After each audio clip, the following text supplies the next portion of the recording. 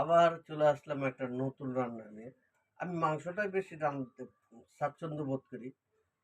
আজকে রান্না করা হতো না, কিন্তু আমার মিসেস অসুস্থ, তাই আমি চলে আসলাম। তাই তোমাদেরকে দেখাই আয়োজনটা। তোমরা তো ভাববা যে আমি মনে হয় করিনি। এই যে এখানে পেঁয়াজ, আদা, রসুন পেস্ট করা হবে। এগুলা পেস্টে আদা, রসুন, পেঁয়াজ দেওয়া আছে, লঙ্কা দেওয়া আছে। এখানে মাংস অলরেডি রেডি আছে, মাংস রেডি আছে। এখনই খাসির মাংস, এখানে খাসির মাংস রেডি আছে অলরেডি। 1 কেজি মাংস নিয়ে আসছি, এখন তোমাদের করা হবে।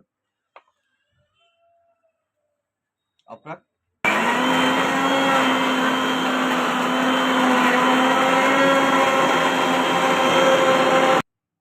ওয়াও, সেই সব একসাথে মিক্স করা হয়ে গেল। করা মশলাটা দিয়ে দিচ্ছি। অনঘর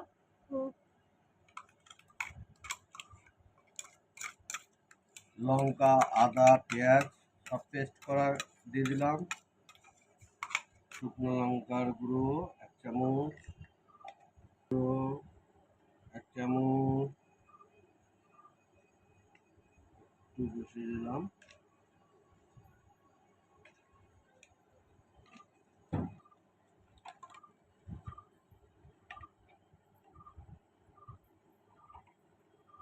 দিলাম জিরার গুঁড়ো,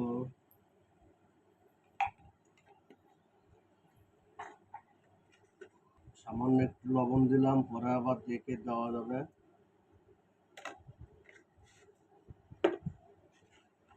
দিয়ে দিলাম তেল, সরষের তেল।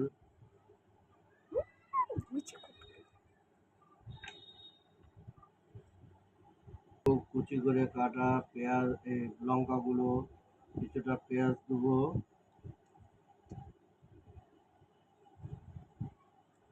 আলুটাও দিয়ে দেবো। আলুটা কষানোর কোনো দরকার নেই, ম্যাগনেট করে রাখলে এমনিতেই গুলে যাবে। এবার সুন্দর করে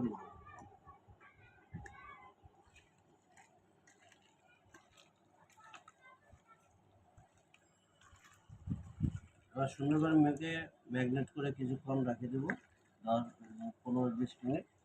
তারপর মাখা হয়ে গেল। ম্যাগনেট করার জন্য এখন কিছুক্ষণ রেখে দেবো।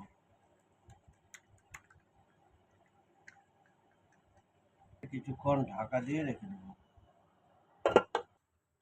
এখন দিয়ে দিলাম কাঁচা সরষের তেল, আর কিছুটা রিফাইন্ড তেল ছিল, তার মধ্যে দিয়ে দিলাম কাঁচা সরষের